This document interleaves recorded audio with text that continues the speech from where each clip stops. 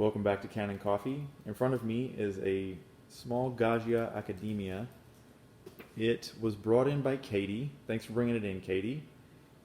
She was complaining that it had a water circuit error. That was the error that was throwing. The machine would not operate. And there was something wrong with the water circuit, as you might infer. So we replaced the pump because that was actually busted. And after doing so and then giving a good thorough cleaning, we are now able to hit one button and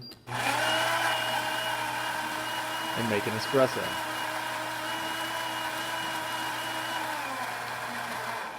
It was clogged, it was really dirty, so there were probably problems associated with that, but the pump going out was the main culprit. It's almost ready. There we go. It was also only pouring out of one nozzle, and now it's fully operational. Once again, thanks for bringing it in, Katie. And for those of you that like these videos, give us a thumbs up and subscribe to the channel. Tell your friends. We'll make more. Have a good one.